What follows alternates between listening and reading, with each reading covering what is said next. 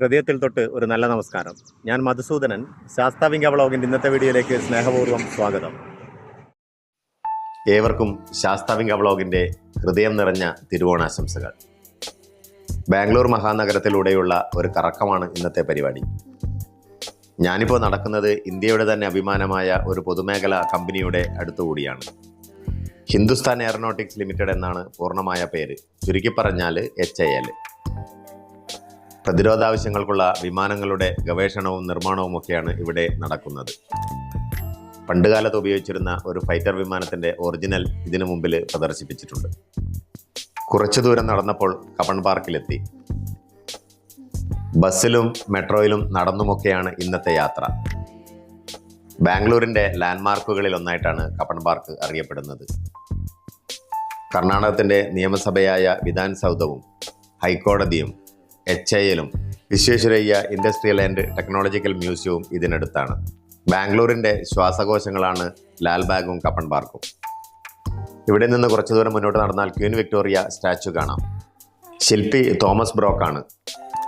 1906 February 5 prince of Wales ആണ് ഇത് അനാവരണം ചെയ്തത്.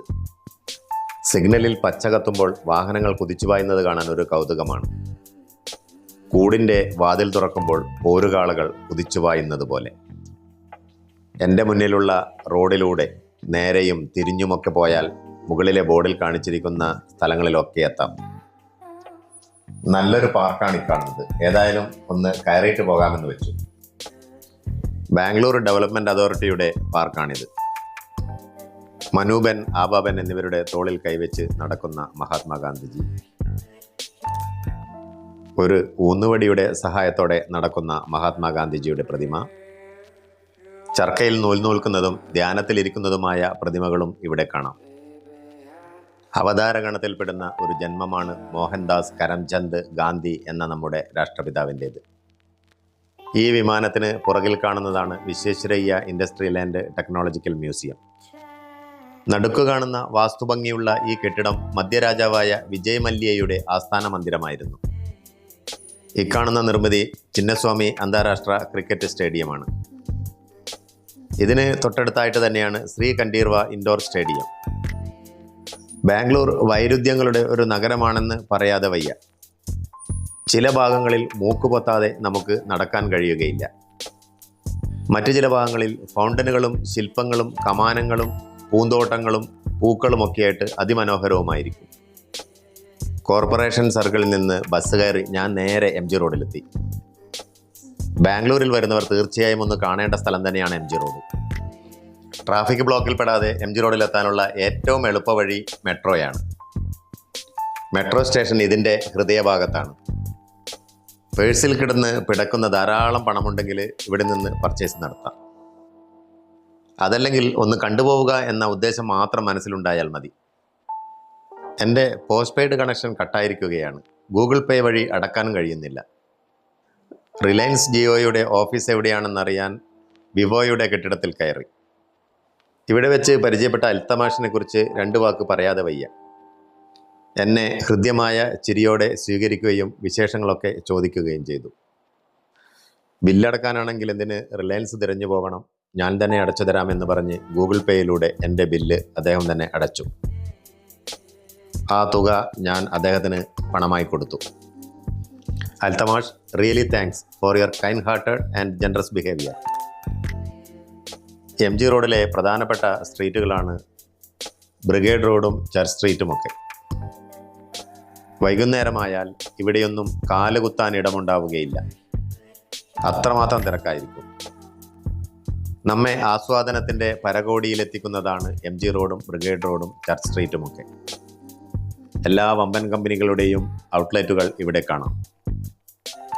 വലിയ വലിയ മാളുകൾ, പേരുകേട്ട റെസ്റ്റോറൻറ്റുകൾ, ബാറുകൾ, പബ്ബുകൾ, അങ്ങനെ രസക്കൂട്ടുകൾക്ക് ആവശ്യമായ സകലതും ഇവിടെയുണ്ട്. ഇതൊക്കെ നോക്കിയും കണ്ടും പോകാമെന്ന് മാത്രമേ എനിക്ക് ഉദ്ദേശമുള്ളൂ. മെട്രോ പിടിച്ച് നേരെ എത്തിയത് വിധാൻ സൗധയുടെ അടുത്താണ്. ഇതിൻ്റെ നേരെ എതിർവശത്താണ് കർണാടക ഹൈക്കോടതി. ഈ കെട്ടിടത്തിന് ഒരു അപാര ലുക്കാണ്. അത് കണ്ടിട്ട് തന്നെ അറിയണം. വലിയൊരു കൊട്ടാരം പോലെയുണ്ട് കാണാൻ. പൂർണ്ണമായും കരിങ്കല്ലിൽ നിർമ്മിച്ച ഒരു കെട്ടിടമാണിത്. തെക്കിൻ്റെ താജ്മഹൽ എന്നാണ് വിധാൻ സൗധ അറിയപ്പെടുന്നത്. 1951 ഈ കെട്ടിടത്തിന് തറക്കല്ലിട്ടത് അന്നത്തെ പ്രധാനമന്ത്രിയായിരുന്ന ശ്രീ ജവഹർലാൽ നെഹ്റുവാണ്.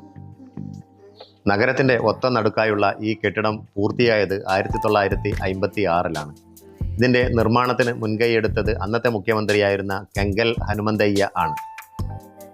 നിർമ്മാണ ചുമതല നിർവഹിച്ചത് കർണാടക PWDയിലെ ചീഫ് എഞ്ചിനീയറും ആർക്കിടെക്റ്റുമായിരുന്ന ശ്രീ മാണിക്യം ആണ്. പ്രത്യേക പെർമിഷനിലൂടെ മാത്രമേ ഇതിനകത്തേക്ക് പ്രവേശനമുള്ളൂ.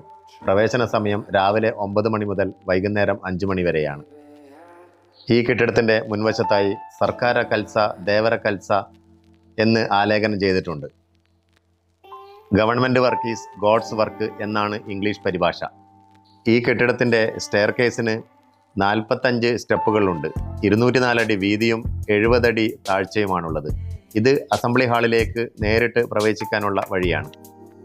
300 മുറികളാണ് ഇവിടെയുള്ളത്. അസംബ്ലി ഹാളിൽ 268 ഇരിപ്പിടങ്ങളുണ്ട്. ഞായറാഴ്ചയും പൊതു അവധി ദിവസങ്ങളിലും വിധാൻ സൗധ വൈദ്യുത ദീപങ്ങളെ കൊണ്ട് അലങ്കരിക്കുന്നു. വളരെ വിശാലമാണ് ഇതിനു മുന്നിലുള്ള രാജവീതി. ഇതിനെ അംബേദ്കർ വീതി എന്നാണ് അറിയപ്പെടുന്നത്. ഇന്നത്തെ വീഡിയോ ഇഷ്ടമായി എന്ന് കരുതുന്നു. ഇഷ്ടമായെങ്കിൽ സബ്സ്ക്രൈബ് ചെയ്യുക, ഷെയർ ചെയ്യുക, ലൈക്ക് ചെയ്യുക, കമൻറ്റ് ചെയ്യുക. മറ്റൊരു വീഡിയോയുമായി വീണ്ടും കാണും വരേക്കും ഗുഡ് ബൈ.